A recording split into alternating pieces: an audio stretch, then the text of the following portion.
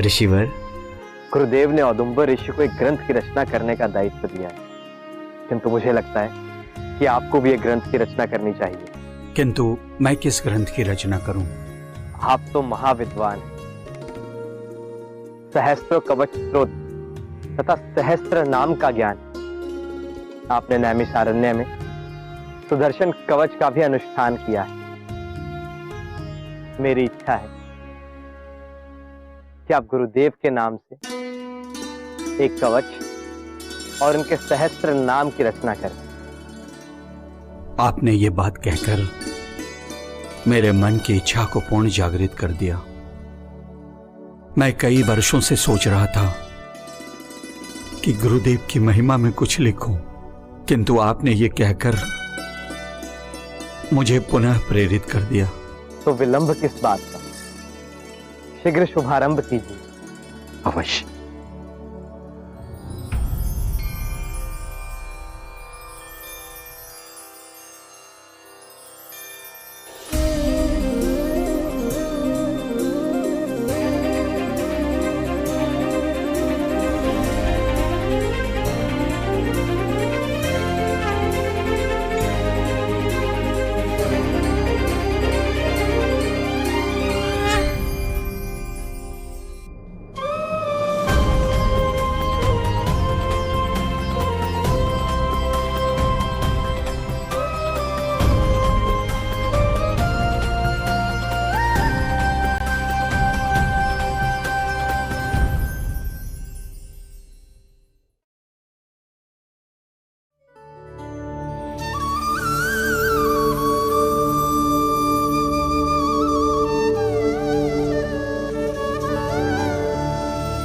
औदुंबर ने निम्बारक के उपदेशों का मनन किया।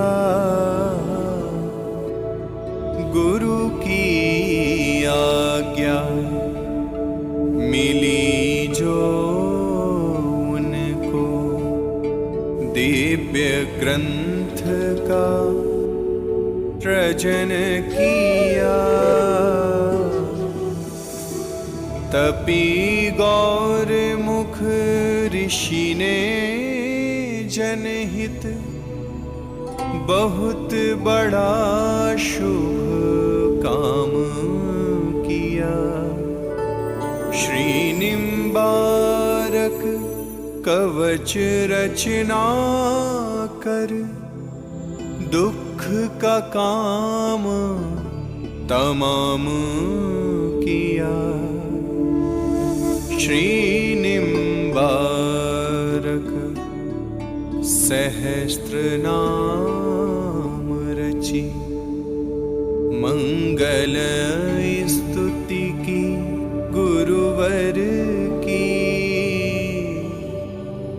भक्ति मिले जिस के गायन से, श्री राधा सर्वेश्वर की।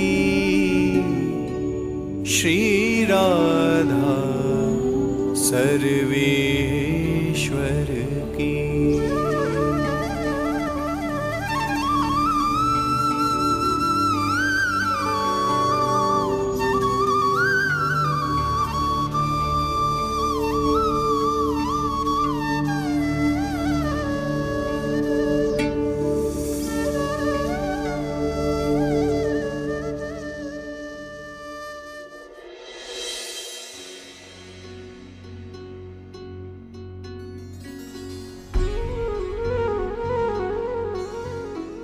गुरुदेव, आपकी कृपा से ऋषि औदुंबर और गौरमुख जी ने इन ग्रंथों की रचना की। इन ग्रंथों पर सर्वप्रथम आपकी कृपा दृष्टि आवश्यक है। वत्स, इस ग्रंथ का नाम क्या है? गुरुदेव, आपकी कृपा से और आपके नाम से ही इन दोनों ग्रंथों की रचना हुई है। एक का नाम है श्री निम्बार्क कवच और दूसरे का नाम है श्री निम्बार्क सहस्त्र नाम।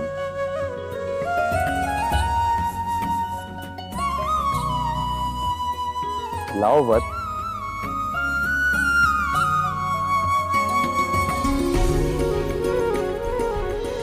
वत, इन ग्रंथों की रचना करने का विचार कैसे आया? गुरुदेव, विचार तो मेरे मन में पूर्व से ही था, किंतु जब श्रीनिवास जी ने आपकी महिमा और आपकी शक्ति का वर्णन करने के लिए प्रेरित किया, तो स्वतः ही इन दोनों ग्रंथों की रचना हो गई।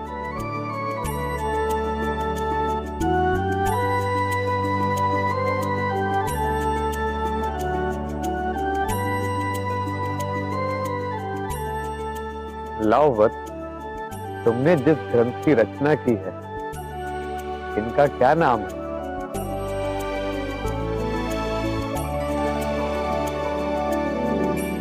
गुरुदेव, मैंने तो अभी तक इस ग्रंथ का कोई नाम नहीं रखा। मैंने तो केवल आपके अमृत वचनों का संकलन किया है। गुरुदेव, आप ही इस ग्रंथ का नामकरण कीजिए। अवश्य। तुमने पूरे समर्पण के साथ इस ग्रंथ की रचना की है, इसलिए ये ग्रंथ तुम्हारे ही नाम से जाना जाएगा और इसका नाम होगा औदुंबर संहिता।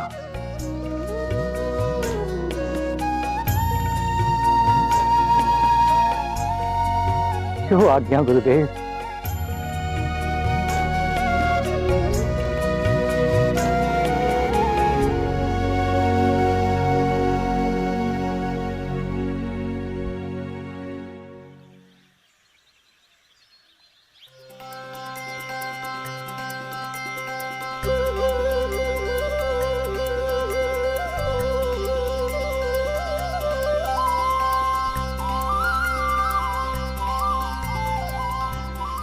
गुरुदेव,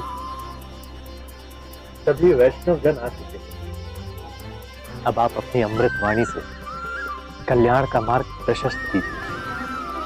हाँ वत्स,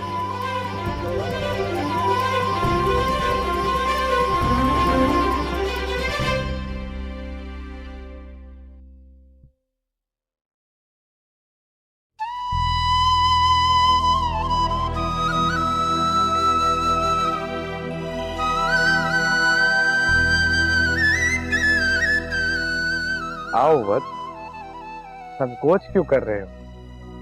आओ, मेरे पास आओ। हे भगवान,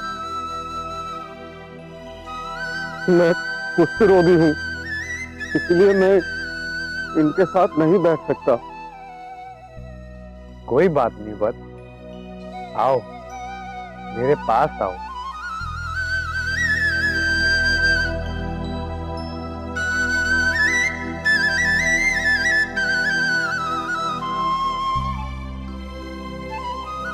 कहो वत, क्या कहना चाहते हो? हे भगवान निम्बारकाचार्य, मैं आपको अपनी व्यथा कैसे बताऊं? अपनी इस बीमारी को ठीक करने के लिए मैं सभी उपाय कर चुका हूं, परंतु कोई लाभ नहीं मिला। मैंने आपका बहुत नाम सुना है, इसलिए मैं आपके पास आया। मेरी सहायता करे भगवान। वत, ये सब कर्मों का फल है। भगवान, क्या मैं भक्ति से अपने कर्मों के फल बदल सकता हूँ? सुख दुख दोनों ही कर्मों के फल हैं, परंतु फल बदल भी सकता है यदि तुम श्री राधा माधव की भक्ति, भजन, नियम का पालन करो। पंचव्रत के नियमों को स्वीकार कर उसका पालन करो, तो अवश्य तुम्हें तुम्हारे दुखों से छुटकारा मिल जाएगा। क्या सचमुच ऐसा करने से मैं ठीक हो सकता हूँ? हाँ, प्रबल भक्ति से दुख मिट सकते हैं। श्री राधा सर्वेश्वर के लिए भोग लगाओ, फिर प्रसाद के रूप में भोजन ग्रहण करो, नित्य चरणामृत पान का व्रत लो, सत्संग करो, कीर्तन करो, नाम जाप करो। वत, पवित्र धन द्वारा जो भोजन मिलता है उससे तन पवित्र होता है और तन पवित्र होने से मन पवित्र होता है।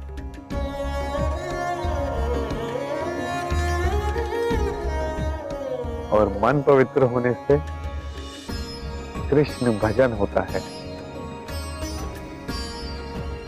श्री हरि का प्रसाद और चरणामृत तन और मन दोनों के रोगों को दूर करता है। मैं आपकी आज्ञा का पालन करूंगा भगवान। तुम्हारा कल्याण हो।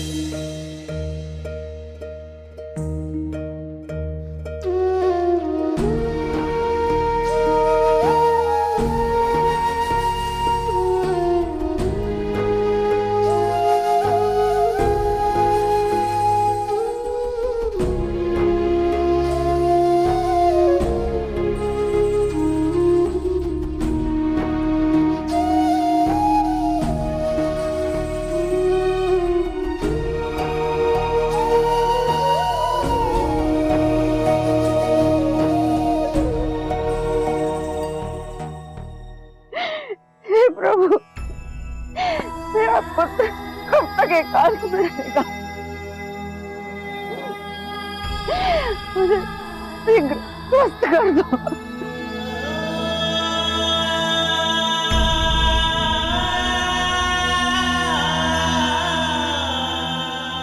दिनुआ, भोजन ले लियो।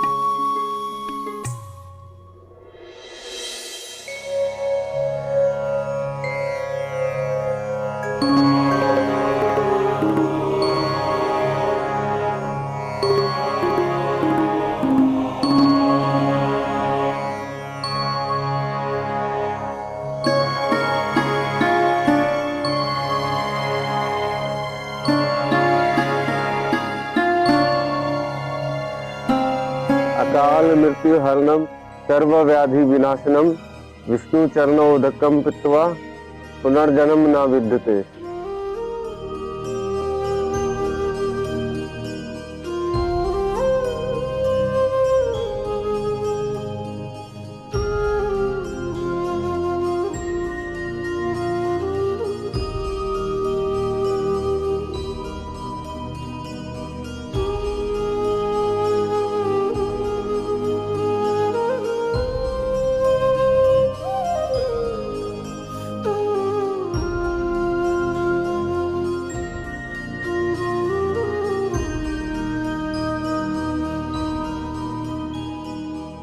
सदा राधिका नाम जीवाग्रत स्यात, अर्थात मेरी जीवा पर सदा राधा का नाम रहे। गुरुदेव, आपने तो हम सबको 16 नामों का युगल महामंत्र जपने की आज्ञा दी है, तो हम राधा नाम कैसे और कब जपेंगे?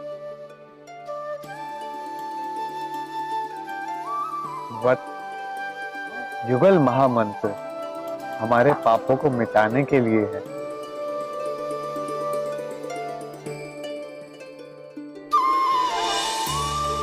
किंतु राधा नाम तो रस स्वरूप है। जैसे जल से मैले वस्त्रों को स्वच्छ किया जाता है, परंतु किसी मीठे पदार्थ से नहीं।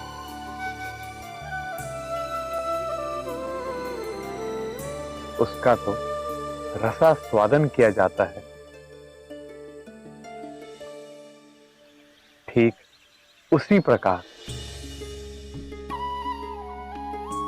राधा नाम हमारे पाप धोने के लिए नहीं, वरन चिंतन में राधा माधव को सुनाते हुए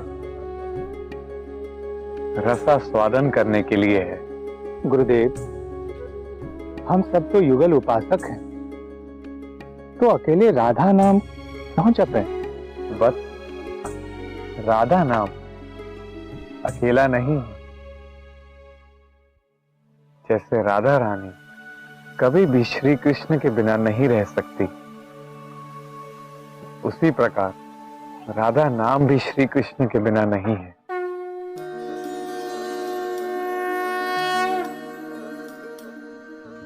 क्योंकि राधा नाम और श्री राधा रानी में किंचित भी भेद नहीं है। श्रीनिवास, आपको देखकर लग रहा है कि आपके मन में कोई जिज्ञासा है।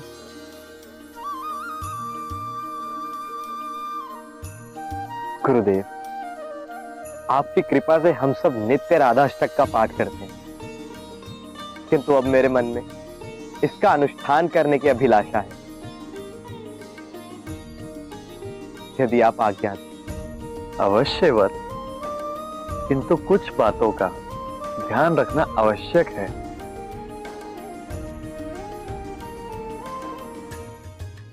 एक आसन पर बैठकर इसका नित्य कम से कम 108 बार पाठ करना होगा।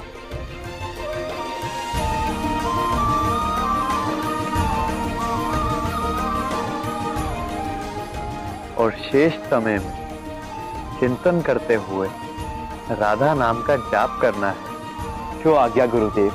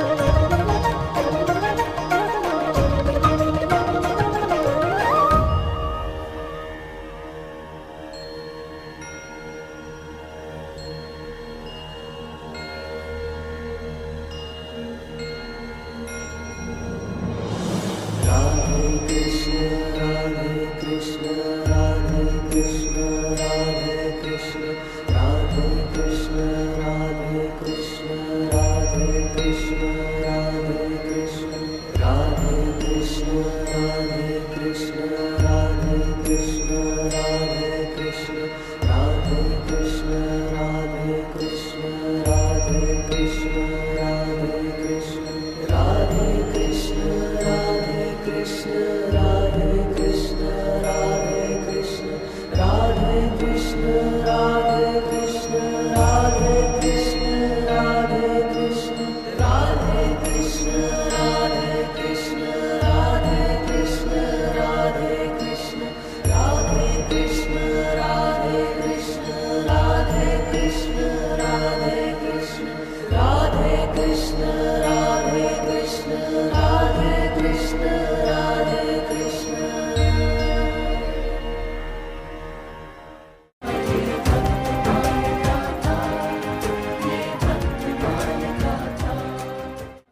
जय श्री राधे, जय श्री कृष्ण।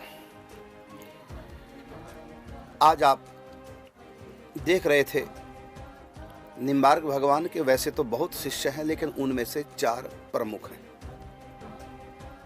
प्रथम श्री लक्ष्मण भट्टाचार्य जी, और दूसरे श्री निवासाचार्य जी, तीसरे गौरमुखाचार्य जी, और चौथे औदुंबराचार्य जी। इन सब महापुरुषों ने श्री निम्बार्क भगवान की आज्ञा से उनकी कृपा प्राप्त करके कई ग्रंथों का प्रणयन किया, जिसमें श्री निवासाचार्य जी ने लघु स्वराज स्तोत्र की रचना की, और श्री गौरमुखाचार्य जी ने 2 ग्रंथों की रचना की। एक है श्री निम्बार्क सहस्त्रनाम और दूसरा है श्री निम्बार्क कवच। और औदुंबराचार्य जी ने भी 2 ग्रंथों की रचना की है। एक है श्री निम्बार्क विक्रांति और दूसरा है औदुंबर संहिता। इसके बाद आप सब भक्तों ने देखा श्री निवासाचार्य जी ने श्री राधाष्टक का अनुष्ठान किया, क्योंकि निम्बार्क भगवान ने जो 8 श्लोकों में राधा रानी की रसमय स्तुति की है, उसकी फलश्रुति के रूप में 9वें श्लोक में कहा, सुतिष्ठन्ति वृंदावने कृष्ण धामनि सखी मूर्तयो युग्म सेवा अनुकूला। जो भी राधाष्टक का पाठ करेंगे उनको निकुंज धाम की प्राप्ति होगी, सखी भाव की प्राप्ति होगी। सखी मूर्तयो युग्म सेवा अनुकूला, सखी भाव की प्राप्ति होगी। जो सखी भाव राधा रानी और ठाकुर जी की अर्थात युगल सेवा के अनुकूल है। तो आपने अनुष्ठान किया विधि विधान से, और अंत में युगल सरकार की आपको प्राप्ति हो गई।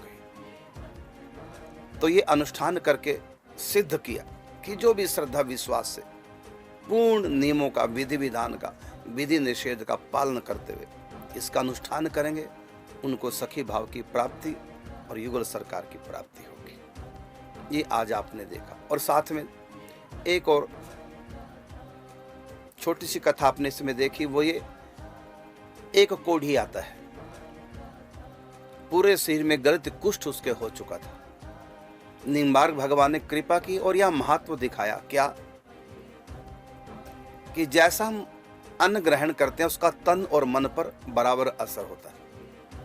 तो यहां बताया यदि आप अपने तन को पवित्र करना चाहते हैं, रोग मुक्त करना चाहते हैं, तो एक तो बिना भोग लगाए कभी ना खाएं, भोग लगा के प्रसाद रूप में ही ग्रहण करें। दूसरा, शालिग्राम भगवान का चरणामृत प्रतिदिन पान करें। उनकी श्रद्धा थी, विश्वास था, तो कृपा फलवती हुई, रोग से मुक्त हो गए। तो इसी प्रकार से अनेक भगवान निम्बार्क की लीला है जिनका अंत नहीं है।